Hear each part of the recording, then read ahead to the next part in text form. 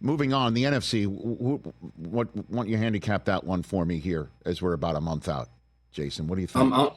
I'm so excited to see the Houston Texans on the AFC side. I wanted to get that in because that's my first game. Houston and Indy. Oh, the NFC side, Okay, the NFC side, all we're talking about is the Dallas Cowboys. And obviously with everything we're going on with Jerry Jones, and we're talking about Dak Prescott not being paid, CeeDee Lamb, Micah Parsons, that is taken away, I feel like, from some of the other teams like the Green Bay Packers and the Detroit Lions, of teams that are coming off fantastic years. And the Lions is a team that I want to see, as they've been in a brawl this morning in the Giants practice, as that's going on not far from me at their stadium. But the Detroit Lions, you think about what they were able to do last year, and that was coming in with all the pressure and everybody talking about how good of a team they were going to be with all the additions they had. And Dan Campbell now, this team finally had the culture that he wanted, and they lived up to the expectations. And I remember last year, Dan Campbell said after they lost that game it's so hard to get back and there's no guarantee that you're going to get an opportunity to do so.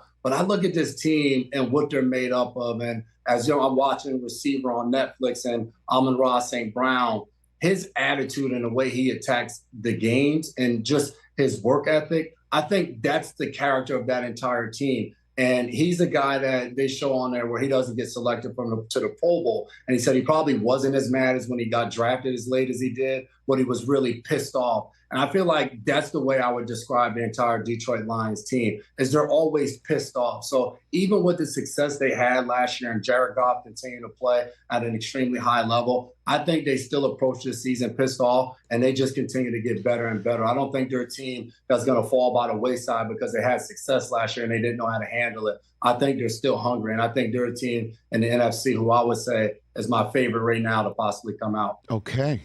That's Jason, that has been a widely held belief by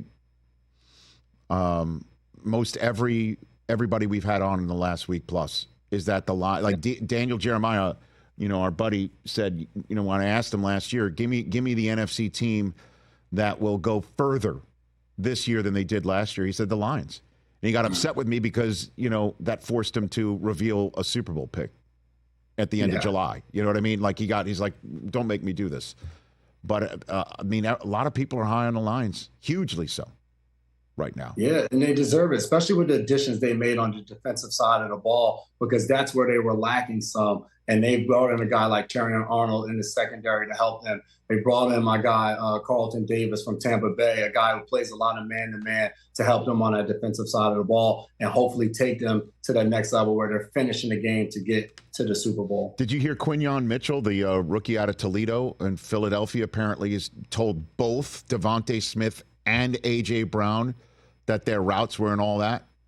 Basically, did you hear that?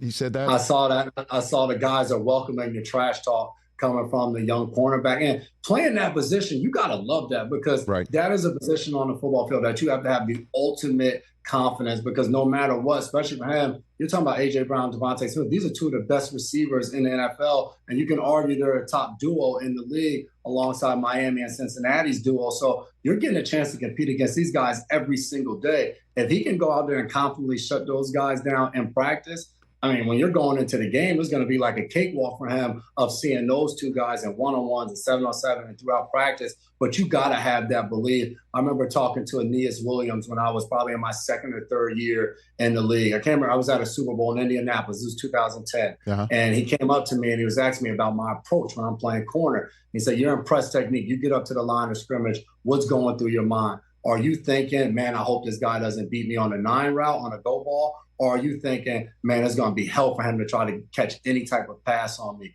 And that, to me, is the difference when you're playing that position of the guys that are ultimately extremely good and get into that greats and possibly Hall of Fame fashion, of where guys you have that are just good players and they may be consistent and they play at a decent level. But those guys that walk up to that line of scrimmage with that mindset, is it's going to be hell for you to beat me, or the guys that I think get to that elite level. Catch the Rich Eisen Show every single day on the Roku channel, 12 to 3 Eastern, for free.